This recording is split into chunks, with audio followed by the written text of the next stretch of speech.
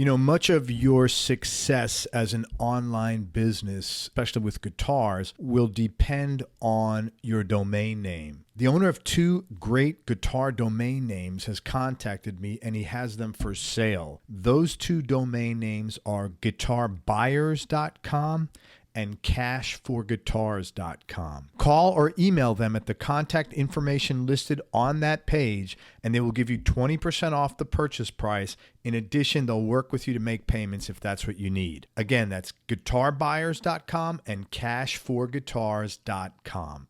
Hey guys, I got something really cool going on. This is a fantastic opportunity for actually you and I to meet and for you to hear some incredibly cool music. On Tuesday, October 1st, the Nashville guitar community is putting on a tremendous show of some of the top players. Pat Bergeson is going to be there. I had him on the show. He was mentored by Chet. Andy Wood, who's like lightning dangerous, also another guy that was on the show, plays mandolin, guitar, acoustic. He's a wizard. Darren Favorite, who's also on this show, second or third generation Nashville player. Matthew Lee, he actually runs a Nashville guitar community, along with Paul Johnson and John Stazella, and he is such a tremendous player. Meg Williams, up-and-coming blues star, and Terrence Downing, solid player, rocking in Nashville as well. So it's only $15 to get into this event. Again, it's Tuesday night, October 1st. The doors open at 6 p.m. The show starts at 7. It's going to be at the Analog Room at the Hutton Hotel in Nashville, and I think that's on West End Avenue. Tons of gear giveaways from Wampler, Eminent Speakers, GuitarEFX.com, BTPA Cables, Lucky Dog Guitars, Groon Guitar Store, Morgan Amps, and Von Scow. Pre-sale tickets, go to the Nashville Community Group on Facebook, and they'll have something for you there. And they also have videos of previous performers at this show on their YouTube channel. The other really cool thing is these guys have been kind enough to invite me to be the guest MC of the event, and I will certainly love to meet you. If you listen to the show, please come up, say hello. It's going to be a great night. Tons of cool guests, really good musicians. So come on down. Show starts at 7 at the Analog Room at the Nashville Hutton Hotel. All right, I will see you Tuesday night, October 1st. Be there. Aloha. If you want to buy or sell a home or investment property and you're here in the Tampa Bay area, in Hillsborough, Pinellas, or Pasco counties, then listen up. West Florida Real Estate is a local residential real estate broker that's helped over 250 Bay Area homeowners buy and sell their properties in the last 4 years alone. If you're looking to sell, you'll want to get their free report, The 7 Biggest Mistakes Homeowners Make When Hiring a Realtor. And if you're looking to buy a property, you definitely want to get your hands on the 21 Most Expensive Mistakes Tampa Home Buyers Make When Buying a Home. Each one of these reports is going to save you time and money. Inside, you'll discover the 7 most important things to consider when hiring a realtor, what to do if you're buying and selling a home at the same time, and the danger of choosing a realtor who agrees with everything you say. To get your hands on these free reports, head on over to westfloridarealestate.com. That's westfloridarealestate.com. If you're a business owner and you want to increase your cash flow, or if you're a label or artist and you want to promote new music, then listen up. For information about advertising on Everyone Loves Guitar, including information on geographically targeted ads, go to everyonelovesguitar.com/advertise. That's everyonelovesguitar.com/advertise. Hey, this is Craig. If you like this show and you want to support it and you want to keep it free, head on over to everyonelovesguitar.com/support. That's everyonelovesguitar.com/support. Hey, everybody, this is Craig Garber. Welcome to Everyone Loves Guitar, and today's a great day for me. One of these days where I get to interview a guitar player that's not only a great guitar player, but he's one of my favorite guitar players from one of my favorite bands. We're with Joe Hoare from Orange Goblin. If you don't know Orange Goblin, they've been around for a long time. They're a psychedelic blues rock band out of the UK. Joe's a very cool player. I love his stuff. I've been a big fan for a long time. And in fact, Joe, when I told my older son, Nick, that you were coming on, he was like so excited because we used to listen to, wow. Yeah, he's 29. So we used to listen to Orange Goblin all the time together. And so, you're making me feel so old, Craig. You imagine me. But Real quick announcement. Don't forget, you can check out the show on YouTube, and also Jimmy Page, Carlos Santana, Jeff Beck, and Joe Walsh. If you know those guys, I'd love to have them on my show. Hook us up. Let me tell you about Joe and Orange Goblin. Started playing guitar at age 13 when his mates were into Culture Club and Duran Duran. Thank God he was that weird kid listening to Led Zeppelin, Pink Floyd, and the Beatles. They were out playing football or break. You're in London. You grew up in London?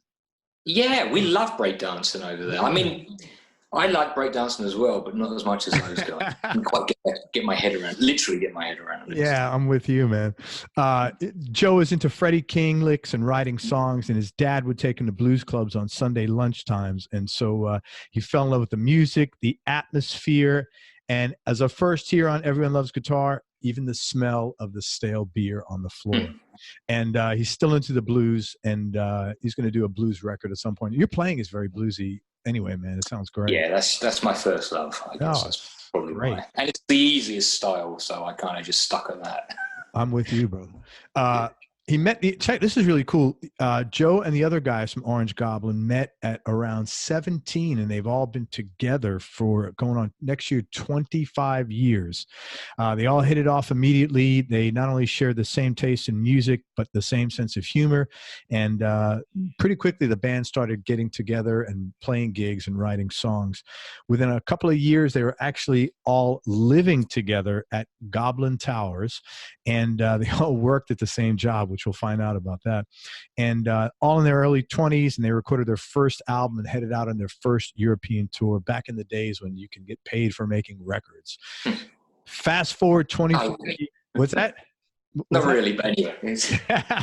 Fast forward 24 years, and they've been lucky enough to travel the globe many times, and they've had a drink with many of their heroes and met some really good bands. Some of their highlights, or some of the highlights for Joe, were playing the Queens of the Stone Age tour they did around 98, playing with Alice Cooper in 2000, and at that point in time, Joe actually became good friends and got to spend a lot of time with the late Ronnie James Dio, who was the main support to Alice Cooper, and they spent every night of the tour hanging out.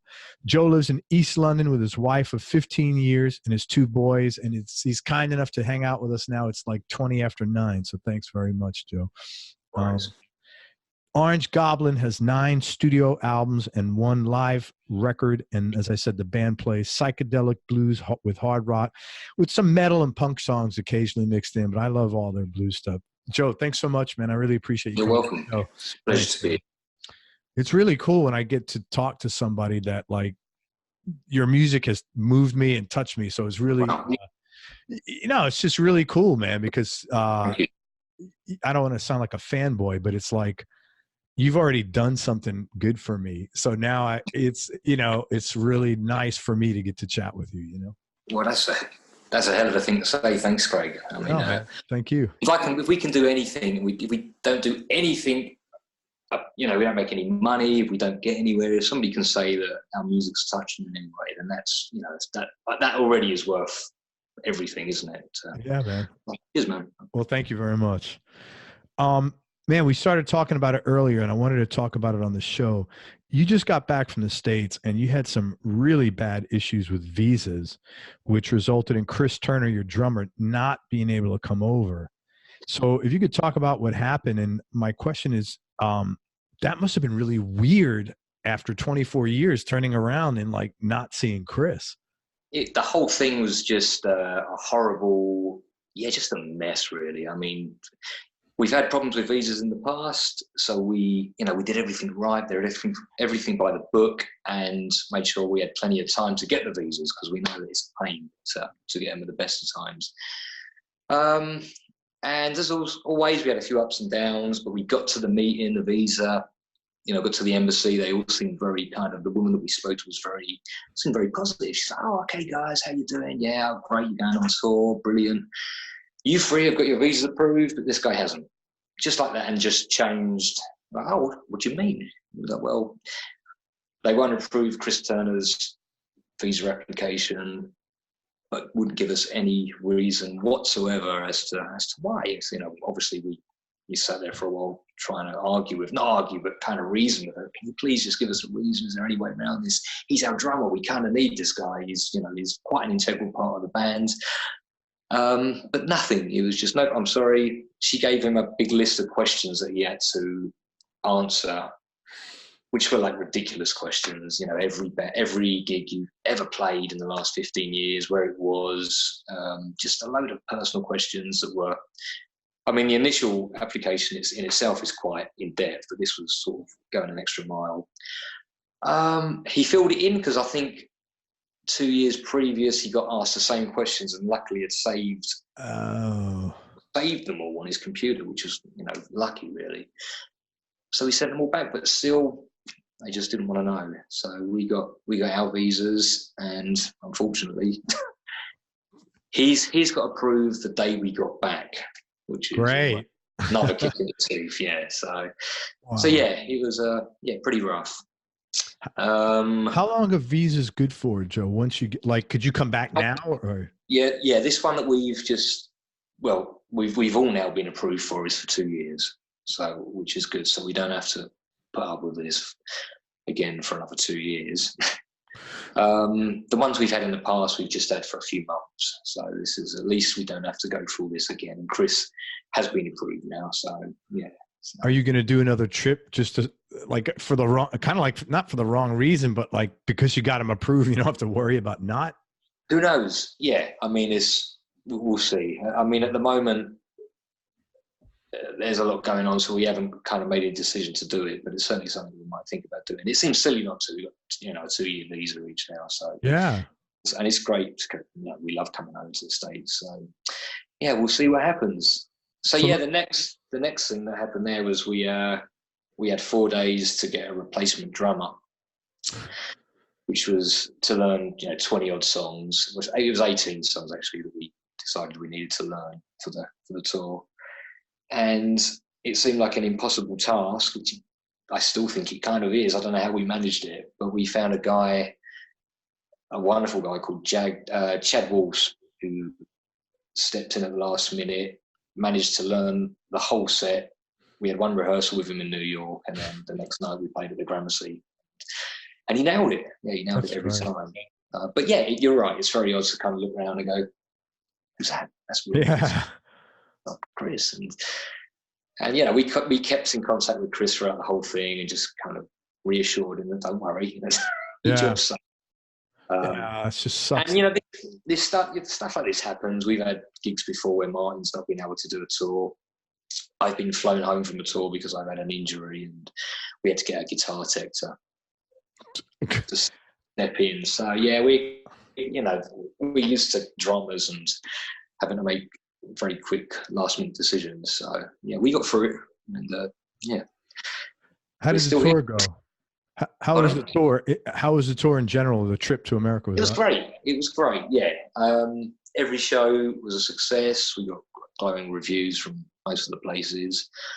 Actually, all of the places. I think I haven't seen any bad ones yet. So that's great. And I think also a lot of people knew the story. So we were going over the shows, and they said, "Hey, we saw your Facebook post about Chris, and we had to come and show him support." And that's great. Which again just makes you feel good that people care, and they went out of their way to make us feel welcome and kind of enjoyed the show. So yeah, it was a success. Yeah. So let me just put this out there. Any promoters or anybody listening, if you're looking for a really great band that's got a very strong following, that's been around 24 years, check out Orange Goblin. And is there like a contact? There must be a contact tab on your website, because I think that's how I got a hold of you. Go to Orange Goblin Official. You go to the official, or you go to our Facebook page or Twitter or anywhere. These days you can just contact us for any medium. You don't have to write a letter anymore. So.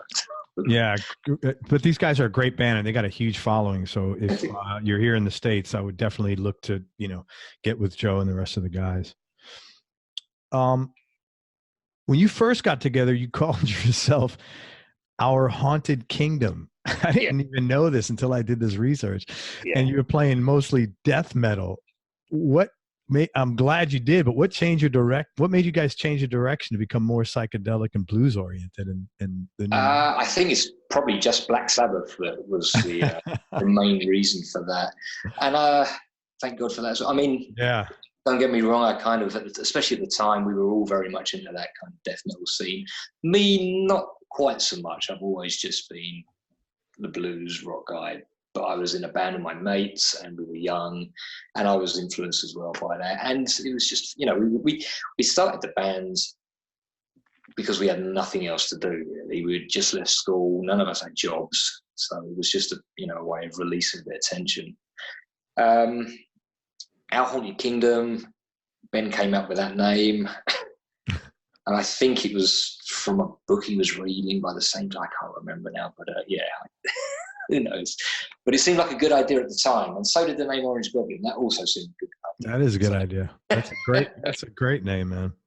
Yeah, but I think we did a couple of we did one demo with our Haunted Kingdom, which got, again, quite well received, and we were building up a bit of a fan base even back then. And then, I think it was really just a Sabbath influence. We just all became so heavily influenced by early Sabbath that this was before Sabbath became so popular, the Aussie years. You couldn't buy an Aussie t-shirt back then. So me and Ben, I remember us going with a Volume 4 LP to a printer's and just getting the vinyl printed on a t-shirt and just wearing it. Oh, you're kidding me. Yeah, I don't still have it, but I had it for a long time afterwards. But it's literally just a square. Yeah, I know the album cover. Straight from the vinyls. So, but because we couldn't find it, we couldn't buy any. Of course, now you can buy them in every convenience store there is. But and that's kind of where we decided. Ben turned up one day wearing an Obituary shirt, and then the next day said, "I'm going to change," and turned up at my house wearing flares and beads and a homemade Black Sabbath t-shirt, and literally That's cool. That's cool, man. See, anybody could change. Yeah, that's right. What was that like? Like, you guys lived together, you worked together, and you played together. How the hell did you? That's tough, man.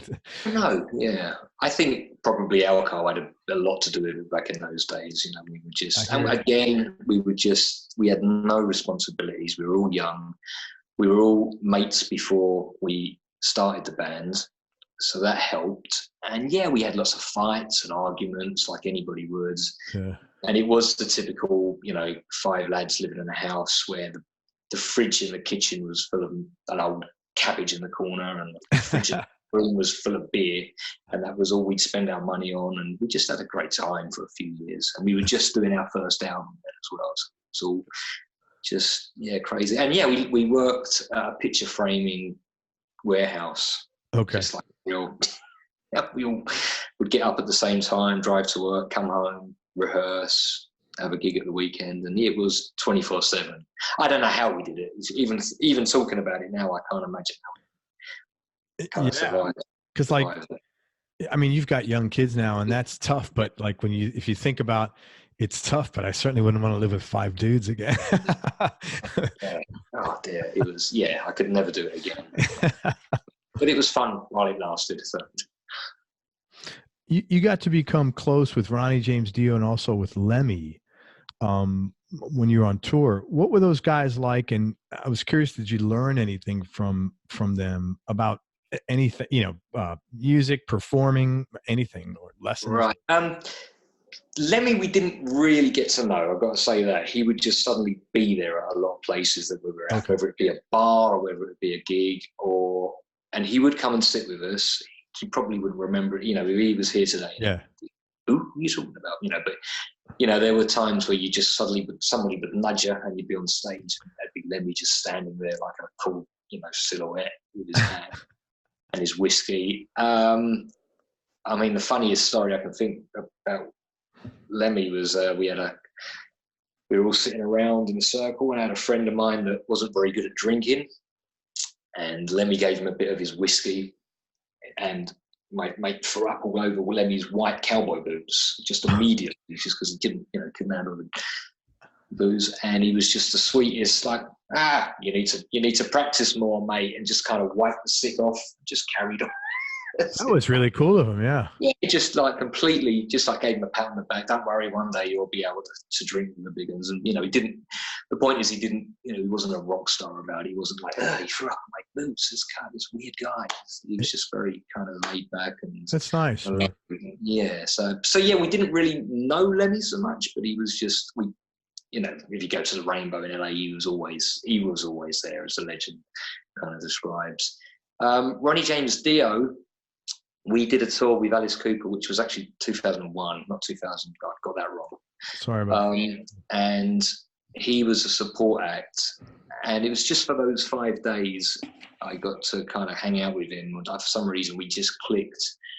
And yeah, he was genuinely just the nicest guy I've ever met in my life. He was just very charming, very intelligent, and just would have, he had time for everybody. It was, really kind of would spend time. We did a show a few years later with Heaven and Hell in Poland, and he came out after the show, and Geezer and Tony were really nice. They, shook hands with the fans and got in their car and drove off. But he came out and stood up on a car, I think, on the roof of the car, and started singing. I can't remember what song it was, to the audience after the show that were waiting in the parking lot, and then spent an hour just going around, signing autographs and chatting to the fans. And he was just, a nice, lovely guy. So 5 days he was my friend, and then he wasn't someone I would call up and go around for coffee with, but he was my little ally on that tour. So that's nice, man. And we're both tiny, so that's maybe why. Both sort of very small people. Who is his guitar player then? That was when he was with Dio. That wasn't with Sabbath. Yeah, man, that was 2001. I'm not sure. I'm really not sure. I'm gonna be honest with you. Yeah, it's not good, but I can't remember who he was. But yeah, he was one of the top guys I've ever met. I've interviewed a couple of guys who played with him, and actually 2 or 3, and everybody has said that pretty much the same thing. He was just a lovely guy. Yeah, he was a great guy. In your bio, I was really surprised. I saw that Phil Keaggy was a big influence on you. I would not have thought of that. What do you like about his playing? He was in a band called Glass Harp back in the 70s. I don't know if you know the band at all. You're familiar with them? I'm not. It's a real tricky one because people will check out Phil Keaggy, and he's a born again Christian now, and I think he has for years actually. I think he's been from back in the day. So he can play a lot of different styles of music. He's very, very talented. Some of it's not to my liking at all, but his guitar playing is just absolutely spectacular, especially on the old. If you can find footage of Glass Harp, I think you can probably find it on YouTube. I don't think there's many albums as such. It's one of those bands you've got to kind of hunt around for, and some of it's not as good as others, but I just fell in love with his finger picking style, and he does a lot of solo work where he'll use what's it called? A looping pedal. Oh, yeah, right. He'll go up on his own and he loops, and he does it really well. And I just think his style and his songwriting ability is fantastic. Really good. Definitely worth checking out. But like I say, you got to find the right stuff. Yeah, I'm going to go back and look at Glass Harp. Yeah, Glass Harp, back at, the early Glass Harp stuff. A bit later on, it's, there's some dodgy stuff, I guess, like everybody, because he's done a lot of stuff. But, and I quite like a lot of his, real mellow. He's got an album called Beyond Nature, I believe it's called, which it's a solo album. There's no singing, it's all instrumental, and it's really just acoustic guitar, but it's kind of what I go to if I want to relax and chill out.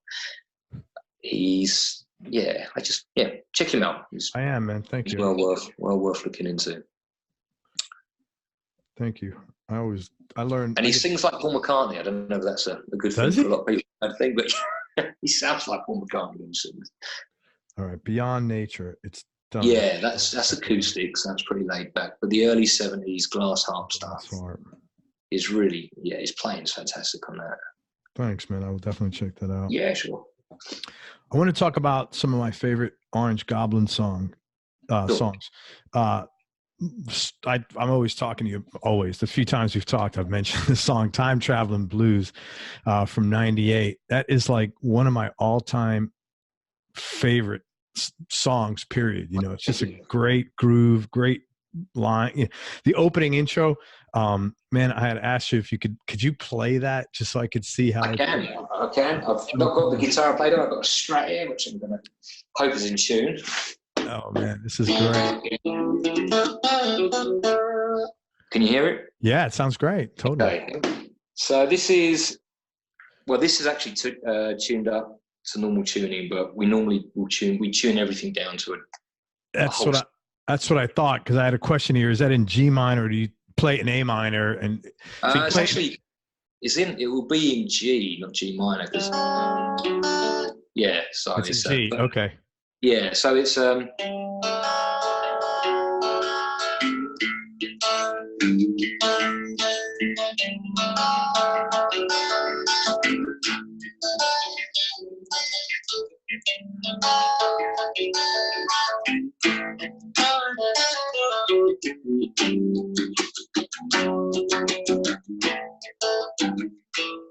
man, thank you. That is such a good lick. Every time I listen to that song, it's like, you know, it's one of those songs where you just close your eyes and relax and just get consumed by the music, man. And just, I love that song. I've loved that song. Well, that song's one of the first I gave to the other guys that wasn't kind of all, you know, doomy, heavy rock, Sabbathy type riffs.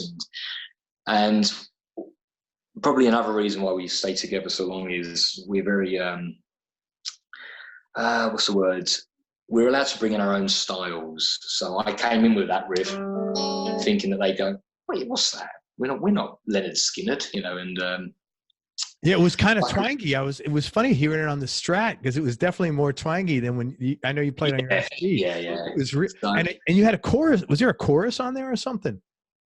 Or was that the? I've got a tiny little Marshall practice amp, so it might be just sounding a bit chorus. Yeah, it could be the just a connection too, because I was like, that's interesting. I didn't realize it was chorus, but it sounded great. Yeah, it might be a little effect on that. But they let me get away with that one anyway. So okay, we can work on that. And Ben's very open-minded with that sort of stuff as well. So he kind of immediately came up with that vocal melody. And the end of the song, where you've got the girl singing, is not ripped off, but I got the idea for that from a David Bowie song. Which song? It's off Space Oddity. It's the last song. I think it's Memory of a Free Festival, which is a real kind of hippie type song. But the very last bit, I liked that it just kept repeating itself. If you listen to it from about 3 minutes in, it just kind of keeps repeating the same thing and building up and building up. I like songs that do that. They just kind of build up and build up and build up, just keep repeating the same thing over. So I told Ben that, and he came up with the vocal melody for the end. We own this. Yeah, that's great, man. It's so cool. I love that song. Yeah, Thank you so much. At the end of that song, it's very kind of... last song on Space Oddity. Is Mick Ronson on Space Oddity? I don't think so. I think he came a bit late, but I could be wrong about that as well. I'm not sure. I think he might have joined a couple of years after that. Right after that? Don't quote me on that. I'm not sure. And so if you're going to listen to Orange Goblin, that's where I would start. Time Traveling Blues is the title song of the Time Traveling Blues record. That was from '98. Great. That track is good. It really does build up nicely, and the vocals crush it at the end. And you guys, and Chris is really kicking into a great groove there at the end of the song as well. Yeah. He's very proud of on most of the albums. He's very proud that he does nearly everything in one take. Whether that's because he's lazy and can't be bothered, I don't know. And he always nails it as well. So it's great. I'll give it. Thank you for writing that song. It's definitely my top list of all-time favorite songs. It's one of my most related. You have another really cool song called Song of the Purple Mushroom Fish, and that's from Frequencies from Planet 10. That's like a total stoner song. How did you come up with that one, if you remember? It's a way back. I can't remember how to play it, but it's a way back. It's like it's almost like if you have to smoke weed to it to listen to it. Yeah, it's a stoner song, man. I think with that one, it was probably, I mean, I can't remember writing it at all, but again, going back to, you know, the Sabbath albums, there was always like a little interlude on most of those albums. Yeah. And like, I think I may have just been doodling around with that little riff. Right. And I think maybe Mike said, I really like that. We should put that on the album. And I said, well, I haven't got anything else to go with it. And he said, that's fine. We'll just put a load of weird psychedelic noises over the top of it. We'll just keep it going. And, you know, we're very much into Floyd as well. Or we were, well, we still are, but we're very much into it at the time. So we just loved all that kind of psychedelic weirdness. And you're right, it's fun to sit back and just have a smoke. Yeah, it's really good. And I'm just looking at the numbers here. You were a kid, a real young kid, when you put all these together. I was in my 20s. That's young, man. Yeah. Barely. This is, well, like this one, Frequency 22 maybe? It was 97. That's 22 years ago. You're 41, you said. So you were 19, man. No, I'm 44 now. So okay, I was a little... 23. Okay, it's 22. Yeah. That's still really young. Yeah, we were having the time of our lives, really. And I'd spent all of my teenage years writing these things. It was nice to kind of finally be able to release all the weirdness. It's a great thing to be writing this cool music at such a young age, man. And here you are 25 years later still playing it. That's even cooler, you know. That's a nice surprise. Yeah, we've been lucky. The new record, The Wolf Bites Back, goes to the Primitives. It's a pretty dark song, and it was interesting. You're doing some like different stuff in the solo. There's loads of chords in the solo instead of like individual notes, almost like not really jazzy, but jazzy style, not jazzy tones. What made you do that? That was really cool to hear that. I think I'd been listening to a lot of, well, I always have, but around that time when I wrote that, I've been listening to a lot of Captain Beyond. Yeah, you know, Captain Beyond, and they have a lot of moments like that. So I think I probably a little bit subconsciously got some ideas from them. It wasn't really till I listened back and thought, I've really kind of got a lot of influence from them. But I really love messing around with weird chords and just sort of weird kind of odd. It was odd voicings. It wasn't your normal voicings. Yeah. It's just experimenting in the studio, really, just going in there, and I had an idea of what I wanted to do. And again, the other guys just letting me be a bit weird for a minute and stray away from the hard rock punk stuff that we do a lot on the album. And I'm lucky that they give me that freedom, and we'll give each other, the freedom to kind of experiment and try things out. And again, Ben comes up trumps all the time with kind of getting where my headspace is with that and corresponding with the right lyrics and the right vocal melodies. But yeah, I love jazz. I love those kind of weird chords. I can't read music. I try and make them up to sound as it sounded great. No, man, it's really good. I was noticeable. I was like, oh, this is really, it's nice to hear. Look, it's nice to hear different things. Sure. You don't want to hear the same thing every time, and it was nice to hear some different stuff, but it was you playing, it wasn't like I knew you didn't bring in another guitar player to do that. It was you. Right. Yeah.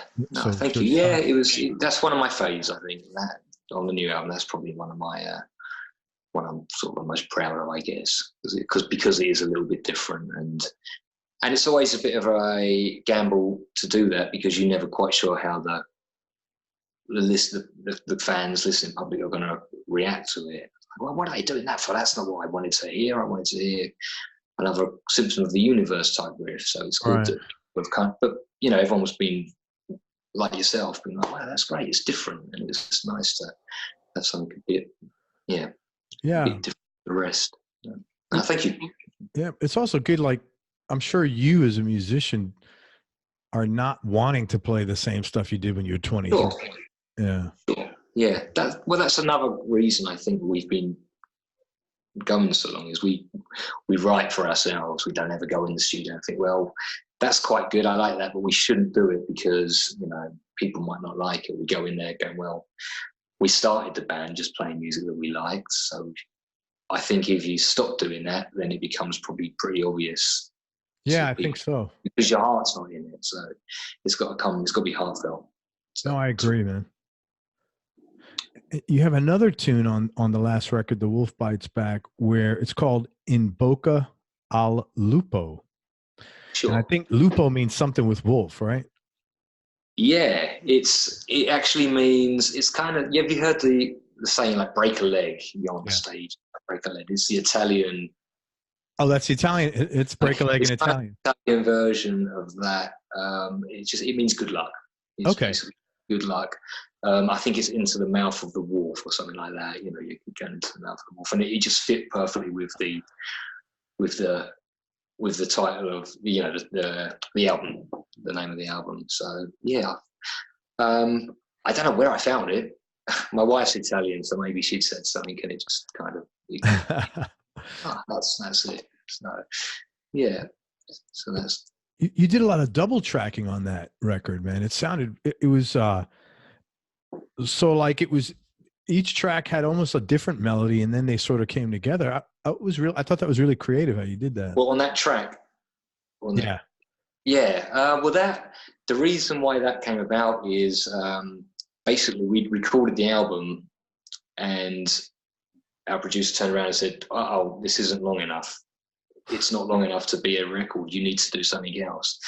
But by this time, Chris had gone home. You know, he lives in Brighton, so he was a long way from the studio. His drums all packed up. Everything was packed up. So I just said, well, try and write something. How long do we need?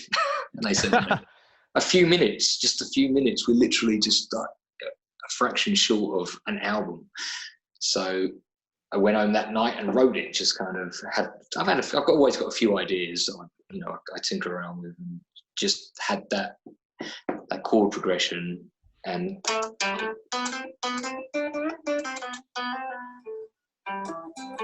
had that kind of thing going on, and wanted to do a kind of, I was free then, I had no one to tell me what to do, so I could kind of get away with doing it. So I wanted to add a little bit of a Wishbone Ash feel to it.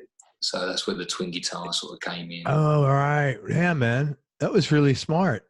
Thanks, man. Yeah, I thought that double tracking that, because you guys don't typically do a lot of that. No, that's right. Yeah, I try and keep it as simple. Well, we all try and keep it quite simple with, especially on the last album, we wanted to keep it as raw as possible, because in the past we've recorded albums that have been very hard to play live, because it's just me as a guitar player.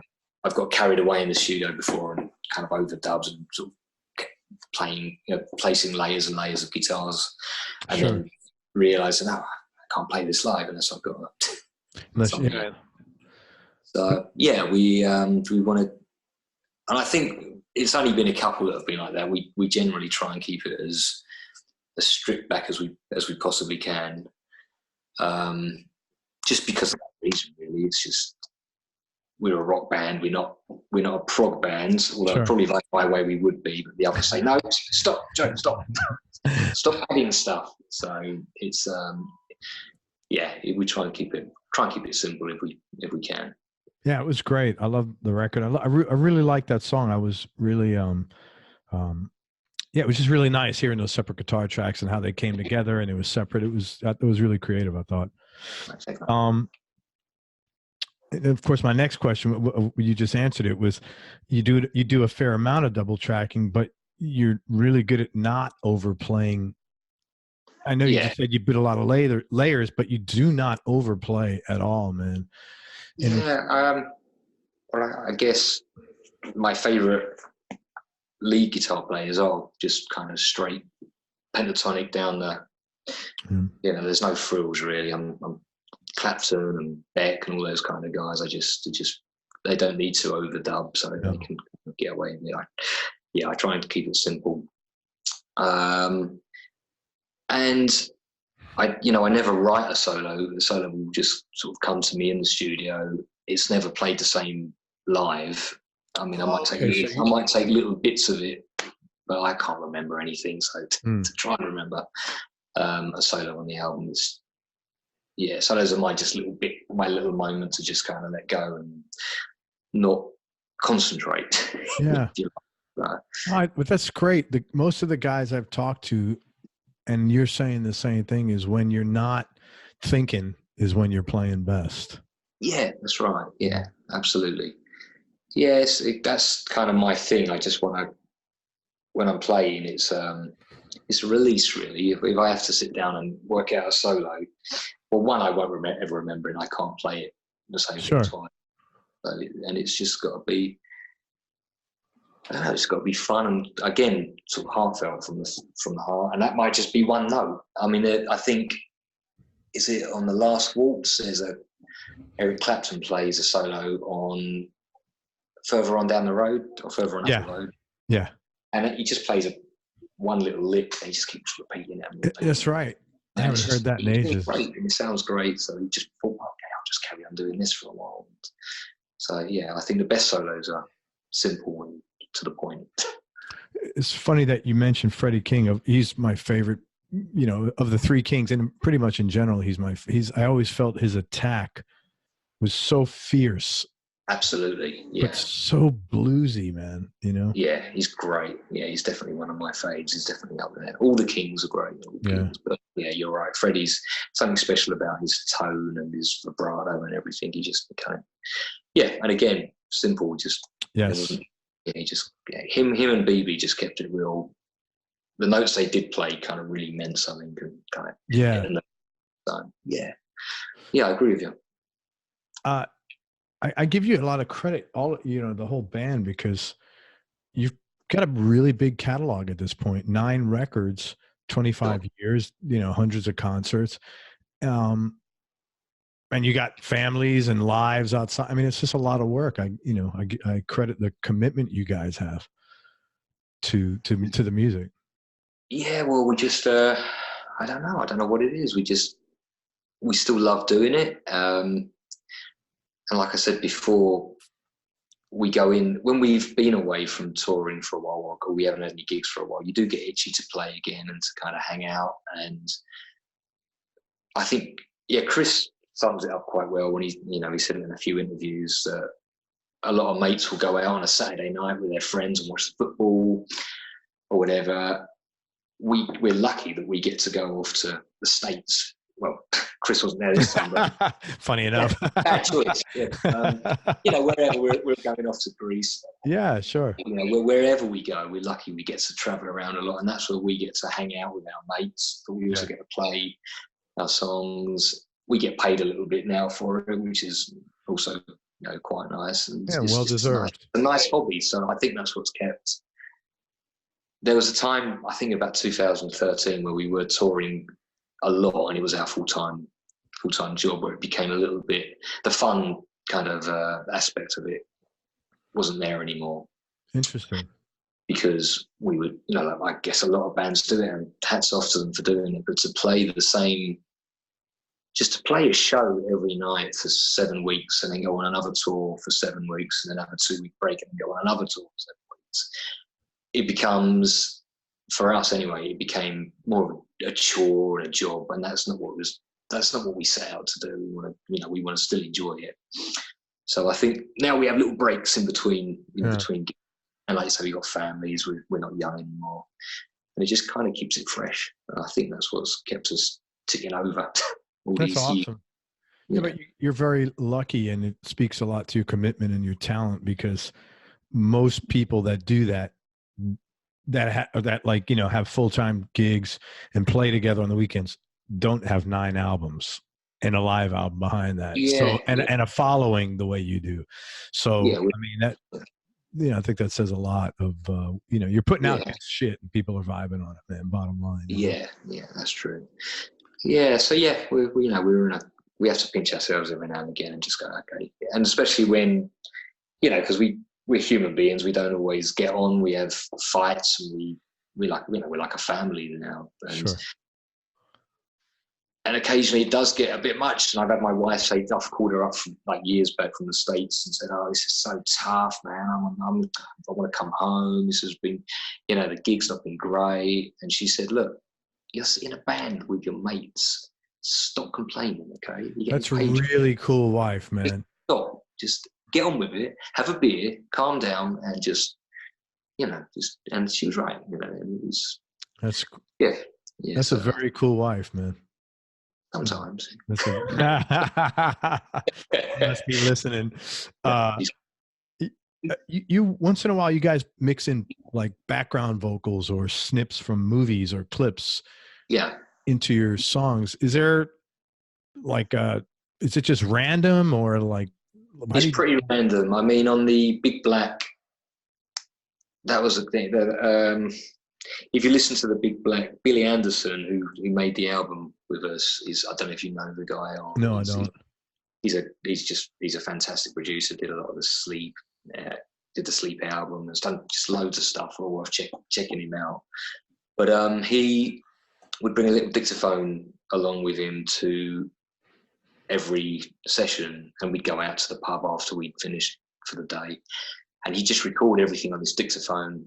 So there's a song on the album called "You'll Never Get to the Moon" in that. Yeah, I know that song. And yeah, that's us out on a night after I think it was Chris's birthday, so we'd gone out. We'd all got You'll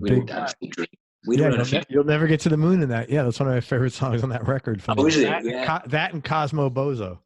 Oh yeah, great, yeah. So yeah, we had this dictaphone and we were just recording each other, and it just ended up that's us drunk in a pub somewhere in London. That's funny, man. Yeah. So if you listen back, the other good one is on the end of the album, I think, is that? Yeah, on the end of the Big Black as well is Ben's answering machine call to Martin. Yeah. It's more and more and more drunk. And, I don't know. Those things are just fun to put on every now and again. Have you ever heard of a band?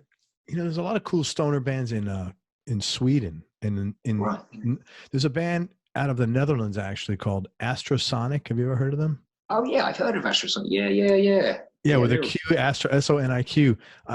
Ron is their guitar player. I had him on the show. Great guy. And they do... I know Ron. Yeah, Ron Van Herpen. Yeah, really cool guy. Super talented dude, man. Yes, he's a hell of a guitar player.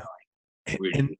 And they put like movie clips, and they're always these really obscure movies. And I don't know, but it always matches the song. It's like, how do you find this shit? Ben does a lot of that as well. I don't get involved in that sort of stuff because I don't watch enough.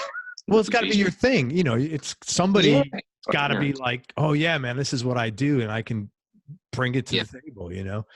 And he's always like, well, let's put a bit of this in. Let's try that. So I crack on with all of that stuff. But it's good. It always works and fits in, and it's fun. It's a bit of fun. Adds a lot to the song. What would you say, knee-jerk reaction to this question, top 3 musical experiences? Top 3. I guess, there's 3. We could talk about big gigs and festivals here, which have been sort of life-changing. The first one will probably be our first gig that we did. Where was that? Before we were called Out Haunted Kingdom. It was in a little pub in a place called Sudbury Hill. I can't remember the name of the pub off the top of my head. But we did an Alice in Chains cover. We did a Jimi Hendrix cover. We did In From the Storm, I think. And Man in the Box, I think. Yeah. And then one of our own that we'd written.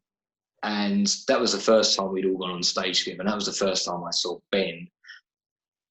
He was just my mate. And all of a sudden was this like crazy frontman on stage. And kind of just knew from then, like, this is going to be fun. Oh, that's cool, man. Yeah, so that's a big one. Where's Sudbury Hill? Is that in London? Yeah, it's kind of up near Wembley sort of area. Where Wembley Stadium is. It's kind of around there. I've heard it. I don't know a location of it, but I've heard of obviously Wembley. Yeah, it's cool. Not too far from there. I think the first time we played Download Festival. And we were playing on a very small stage, one of the really little stages. And I can't remember what band was on the main stage, but basically we was expecting no one to show up at all for that gig because there was big bands playing everywhere, and we were on like a just one of the little stages that wasn't even in a tent, and just everybody turned up, and it was another moment. It's like, wow, people do like us. It was one of them, and it was just one of those really good gigs. A kind of a band assuring show where we kind of realised, okay, I think it was in 2007. So they thought, this is still worth doing, because we'd already been going a while by then. I think, sure. If you haven't done anything for a while, or you forget that people still remember you.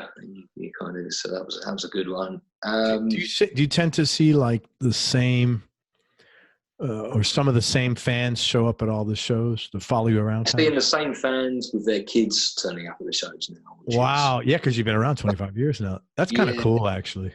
Yeah, it's insane. In fact, when we just did the States, there was a lot of guys turning up and just saying, "Hey, I'm introducing my 14-year-old son to your band, and he loves you." That's cool. Well, let me ask you this: your kids are in their teens now, or one of them is, right? One of them. I've got a daughter as well who's 20. She's my stepdaughter, and so I brought her up since she was 3. So yeah, I've got a 20-year-old. Nice. I've got a 13-year-old, and I've got an 8-year-old. How do your kids feel about you playing music? They must think it's really cool, no? They think it's really cool, but they're really disappointed I don't have any tattoos, because the rest of them, you don't have any tattoos? They're a rock star. Where's your tattoos? You're not very. Do you not have any tattoos, really? I don't have any tattoos at all. I don't have any either, man. Oh, really? None, zero. And it's really There's not many of us left. No. I went to the gym about 6 months ago, and I usually go in the morning first. I mean, I happened to go during the day, and it was all like younger kids. And it was like, what's that? The inmates are running the asylum or something, like everybody had beards and tattoos. And I literally was the only guy without a beard and a tattoo. And it was like an alternative universe I just stepped into, man. But that's weird for a musician. That is different not to have a tattoo. Yeah, man. Stay strong. Yeah. Oh, yeah. And I don't know why I've got nothing.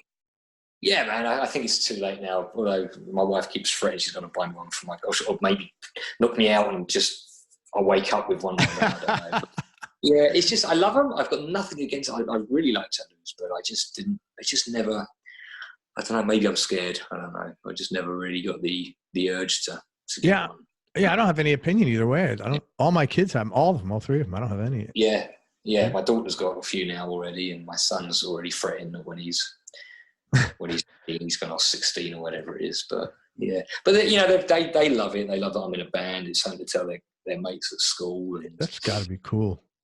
Yeah, I try not to drum my musical influences or taste onto them too much, because I've seen them getting bored when I said, "Now, come on, you have to listen to Led Zeppelin."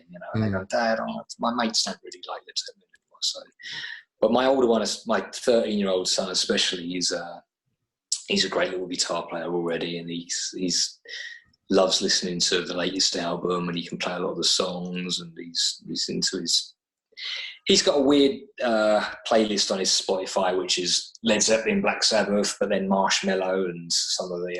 What is? I don't even know what it is. What is Marshmello? Marshmello is, I don't know. I don't know what the music is. It's modern kind of, I don't know, dance music. I don't know what it is, but it's not my sort of thing. Let's put it that way. Did it come out after 1970? I don't know anything after 1970. No. 2018, I think it came out. I definitely wouldn't know that. Yeah, you're like me. I don't know anything. So yeah, he's experimenting with what he likes and what he knows I don't like, and I want to let him find his own path. Then when he gets a bit older, if he's still doing that, I'm going to kind of give him a good stern talking to and say, "No, you got to listen to Thin Lizzy." Okay. Yeah, absolutely. That's great, man. That your kids are playing music now too. Yeah. They both play piano, and they're pretty musical. So yeah, it's good. Did you grow up in a musical family? My dad played guitar. He's the one that taught me. He played classical guitar for a few years.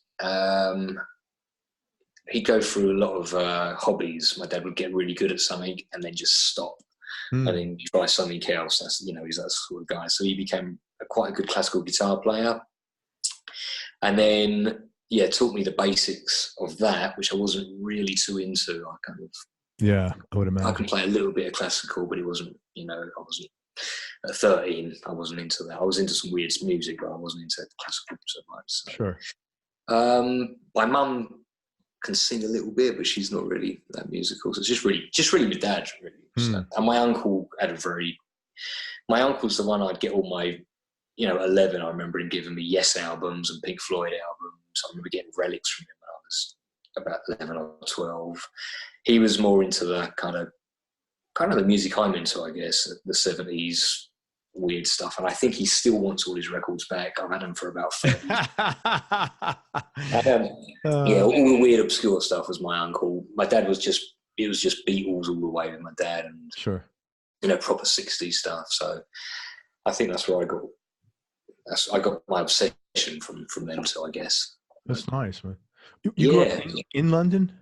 Yeah, I grew up a place called Norfolk, which again is near Wembley. I guess you'd say it's sort of that area.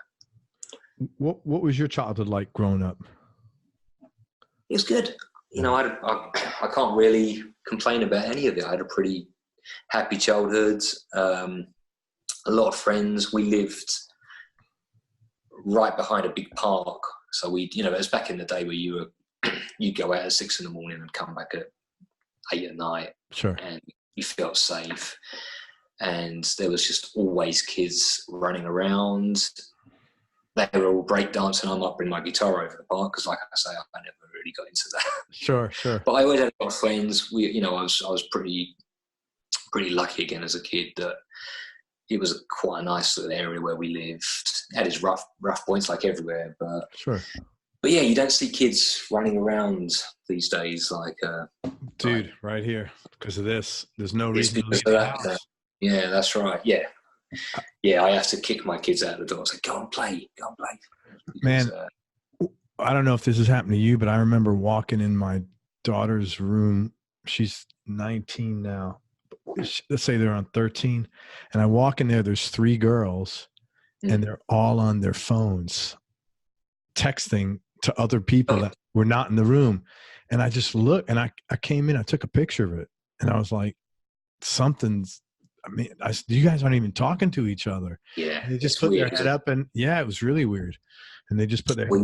You just got to walk down the street and everybody is just kind of looking at their phones. Nobody's paying any attention to anything or anyone. And a lot of the times they're looking at themselves. On the phone. That's right. Yeah. Weird stuff, man. Yeah, but there you go.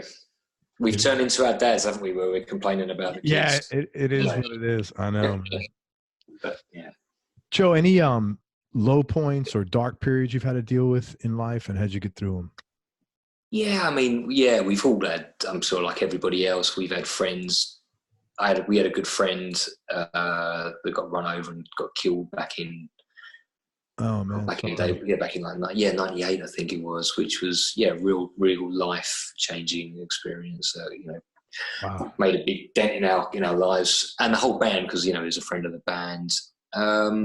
In fact, we wrote one of the songs on the Big Black King of the Hornets was in memory of him because he was. Sorry, man. It's drunk driver. Right. What's that? Is that like a drunk driver kind of thing? I don't even know. I think I wasn't with him at the time. I just left him 10 minutes before, and he was with a couple of my other friends. And he just walked out the road, and a guy came around the corner too fast, and and that happened. So and there's we've had friends recently that are still young and have died of cancer and whatnot. So wow. So there's always, but that's I'm no different to anybody else where everybody's had horrible traumas happen in their lives, and you have to kind of just remember them and remember what great time you had when they were alive. Sure. Stuff. So that's really, you don't get much. It puts everything into perspective when you have a bad day at the office or something, and you kind of things aren't going right. You think, you know what, it could be a lot worse. So yeah. You also seem like a very genuine optimist. Like you seem to be I get the vibe from you that like you're going to have a good day no matter what. You just seem like that kind of guy. Like you look at the glass. I try to. Yeah, I have my bad days like everybody, but yeah, I think you've just got to crack on, haven't you? If things are, just got to think, okay, well, you know what, I'm here, and I've still got these people, and I've still got these kids and whatever, or friends or whatever you've got. You have to cling to the things that you're closest to, and that's what gets me through the day when I'm having a rough time. But yeah, I try to be optimistic. I try and not let too many things bother me if I can help it. Yeah, but you come across like that. It's really good. It's a great. It's great to be around someone like that when that's their attitude. You know, it's kind of like contagious. You know, thanks, man. Yeah. No, I just get that vibe from you. Hey, let's talk about gear for a few minutes. I know you got your Strat there. What's your go-to, your number one? Yeah, I wish I had it. It's in the studio at the moment. I bought an SG back in '94, which is really my only guitar that I'm not very materialistic, so I got that one. It worked, and I kind of that's on all the album. That's pretty much every guitar, every live gig. I'm playing that one. It's beaten up. It's got a lot of character now. There's dents taken out of it. It's in a bit of a mess. It's had its neck broken. Well, its headstock's been broken 2 or 3 times on planes, and it's been glued. And it's, I'm not giving up. Yeah. Poor thing's exhausted, but I'm still gonna just keep. It's working, and it still sounds. That sounds great. Thank you. Yeah. What kind of pick? Is that the original pickups in there? No, I've got lace pickups in there. Nitro Hemis. I got back a few years back now, so and they seem to be doing the job. Yeah, they sound great. What are you typically playing out of? I've got a 900 at home, Marshall 900, or I've got a JVM. On this tour, I was using a Super Lead on a lot of the shows, and a 76 Marshall Super Lead that was I loved it. It was beautiful. Did you get that? Yeah. Did someone loan you that here, or did you? Yeah, I lent that over in the States. Yeah, I'd love to. That's great. Yeah, so I've got a Morley wah, and I pretty much use the preamp that I go through on the amp. I've got a couple of pedals I choose from. I've got a blues breaker that I use every now and again, and a couple of Boss distortion pedals, and a Phase 90 pedal. That's pretty much it. I don't really have too much on my pedal board. It's just kind of pretty simple. So, your overdrive is primarily driven from the amp. Yeah, I use the preamp on the amp, and I use a booster pedal just to kind of give it a bit of a kick as well. So that's great. If I'm using at home, I've also got a JVM, which has got a foot switch, so I can switch from the channels on that a lot of the time, which I really like that amp. I know it's not for everyone, but it gives me the tone I really like. From clean to dirty, you mean? Yeah. The dirty sound coming from the amp on that is great. It's I like that in an amp. Yeah. That's pretty much it, though. I keep things pretty simple. I don't have a big pedal board. I used to just literally go through the amp back in the day, plugged into a wah and a tuner, and that's it. So I'd like to get more pedals. It's a bit like tattoos, really. I love them. I've got nothing against them. It's just found something that works, and I've kept with that. So. And do you have that Strat? Recommendations? I'll gladly take you up on the offer. Do you? Yeah. Anybody looking to get their pedals out there? Contact Joe. Yeah. The Strat. Do you play that a lot, or just that in the house? No, this is kind of just a little thing I picked up. It's one of the new Player Series Strats. I picked up quite cheap about 6 months ago, and I had a Strat when I was a kid. At a Squire.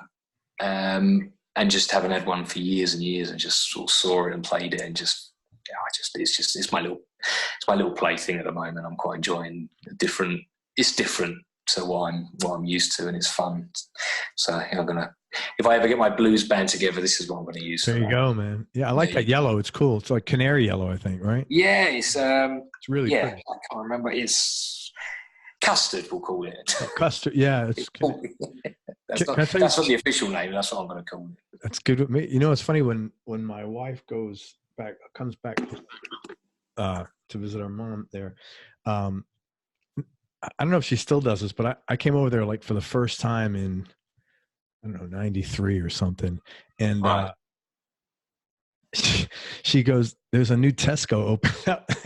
And Oh, really? that was a big thing. I was like, man, you guys must have like a new supermarket. Like, I don't know that I'd get so It's a excited about huge deal, yeah. Big it. Tesco. It was a big, Yeah. and then she Was it one of the big Tesco's, or was it just? yeah, it a was normal? massive. Oh well, yeah. That's nice.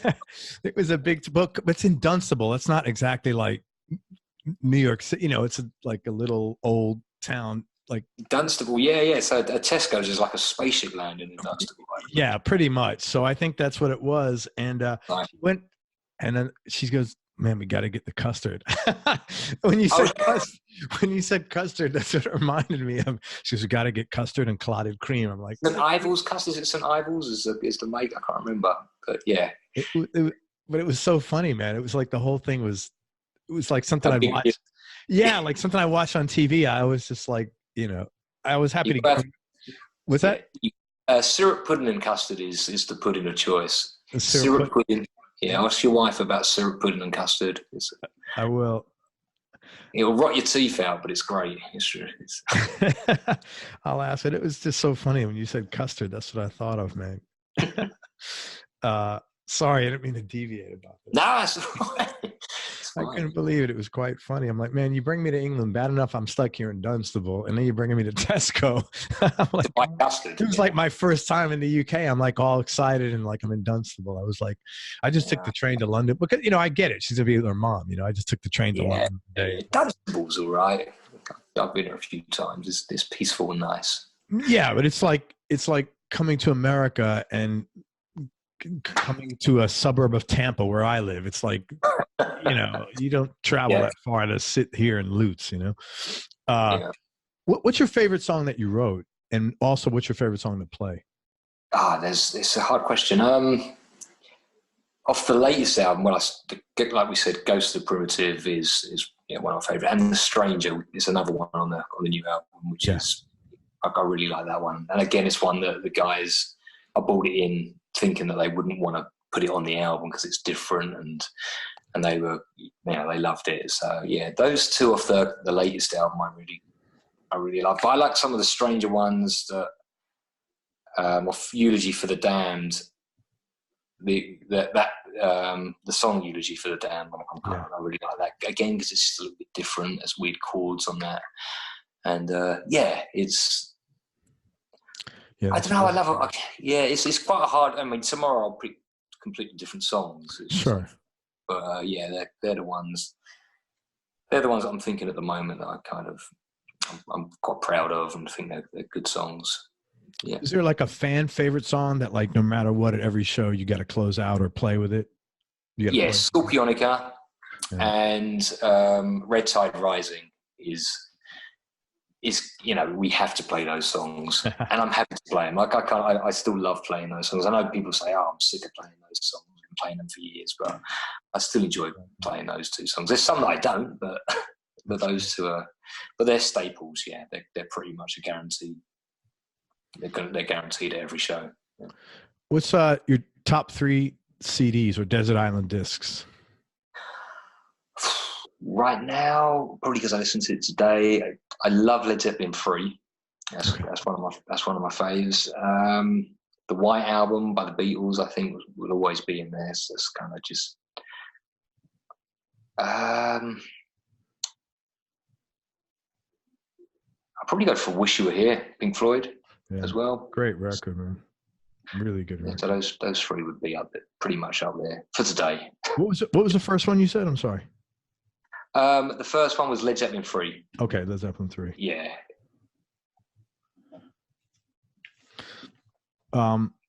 Thanks. Yeah, those are great. All great records. Most important things, man. I feel so bad. You got to hold that phone up, Joe. No, it's all right. It's good for my arms. It's giving me good muscles. Yeah. You've been getting. No, he said that fucking American guy, man. I had to hold his phone for 30 minutes. Fine. Most important things that you've learned about yourself. Well, not to take myself too seriously. That's one of them. That's a great thing, to be honest with you. No, it is. It really is. Because some guy, a couple of people I've interviewed said something like, I take what I do really seriously, but I don't take myself very seriously. Right. Yeah, and I right. thought that was really, Right. That's a good one. yeah. I like that. I've learned,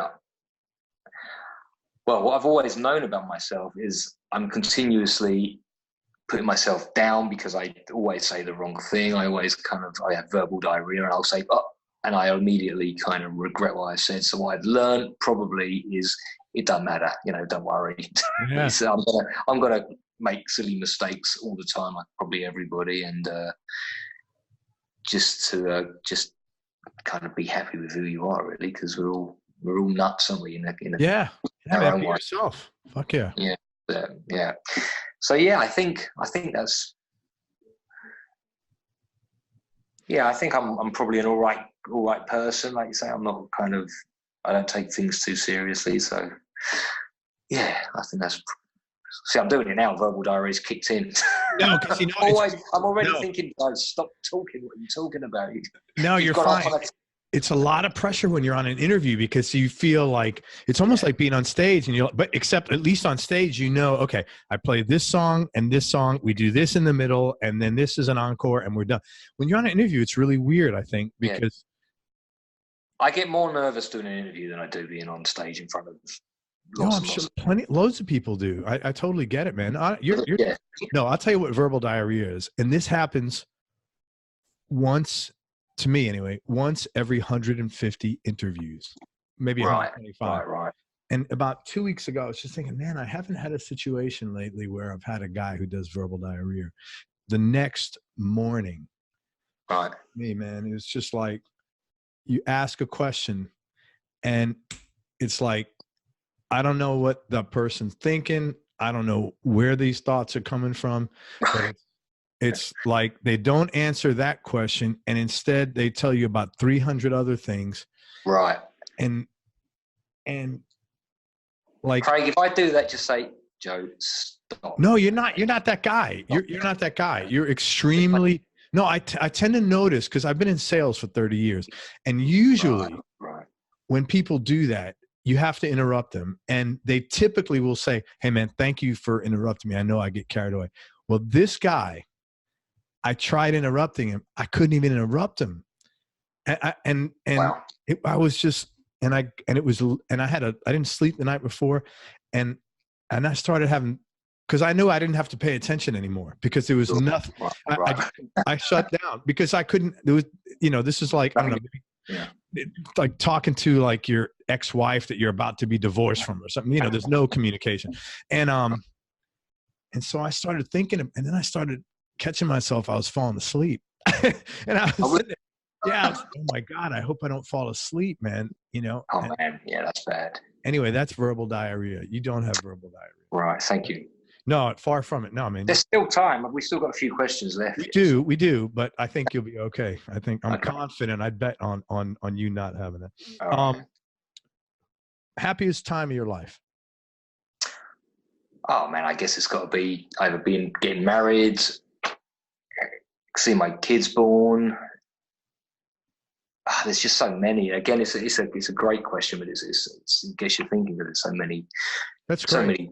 There's so many moments, aren't there? But I guess they're going to be the top.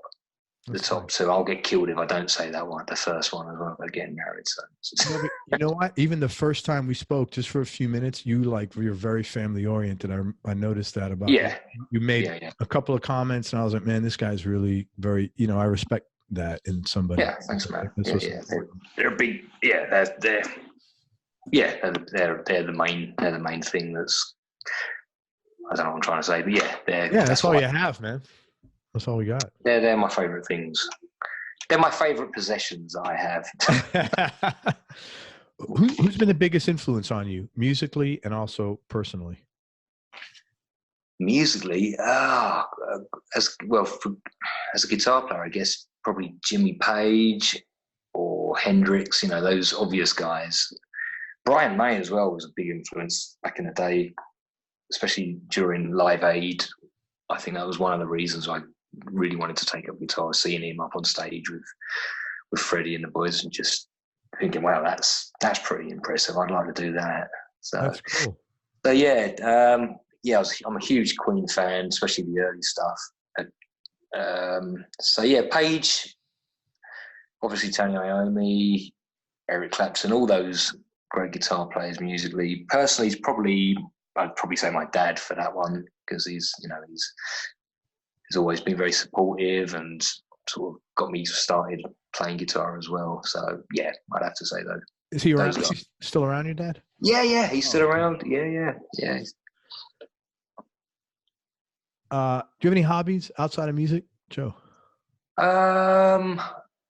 I tried to play football, but I'm rubbish at it. So I'm not really. Yeah, it's the other guys in the band are all proper kind of sports fanatics, and they all played for youth teams and in their day football teams, and I got 2 left feet, so I'd like to say football, but I'm not really a football. I love reading. What do you like to read?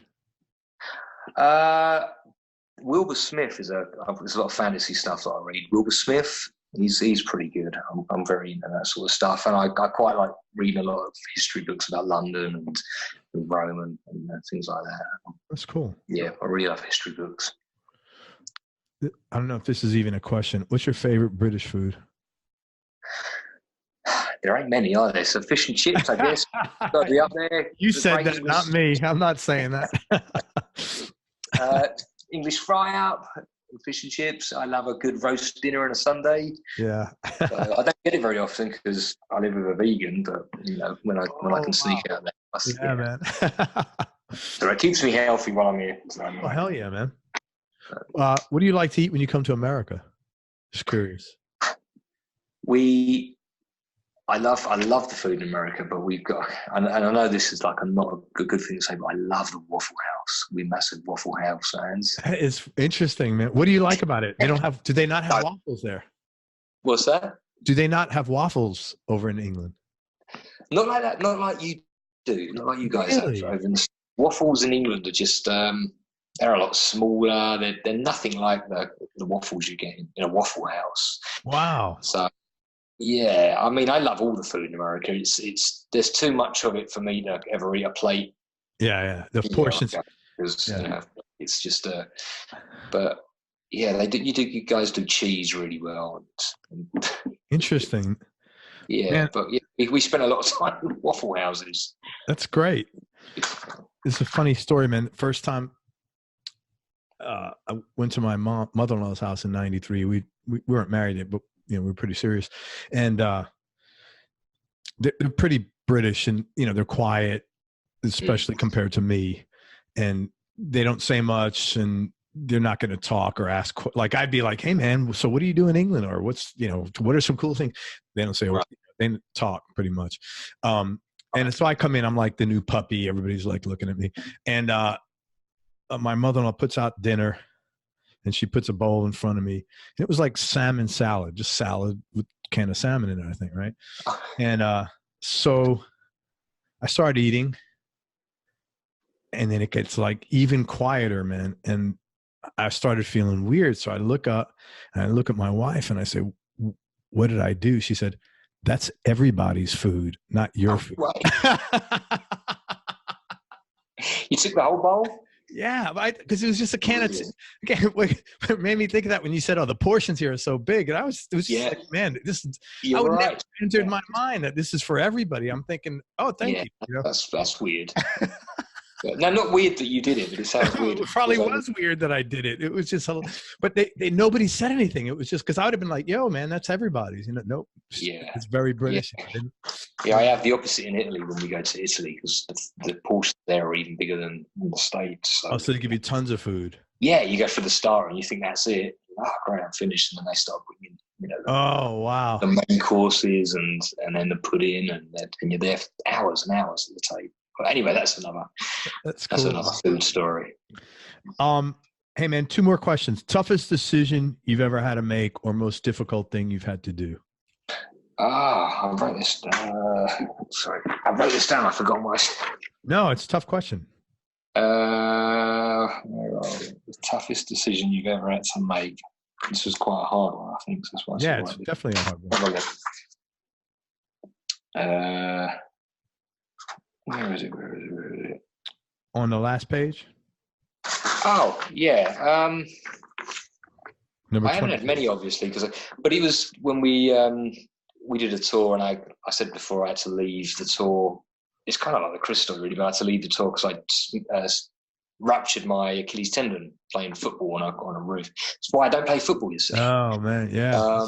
And I had to leave the tour, and our guitar tech had to fill in for me, basically. And that was it shouldn't have been a hard decision to have to make because, I had to go home, but it was just awful to kind of just leave the tour. And, we were financially, I was worried because we still had quite a way to go. And yeah, come back and just feeling kind of, oh man, this is rubbish. I'm sitting here watching Neil, who did a great job, but like taking my place. And yeah, that was a bit rough. But also it was okay because he did a really good job on the tour. I ended up getting paid quite well as well for it and got a lot of support. So it was a hard decision to leave, but it was it worked out okay.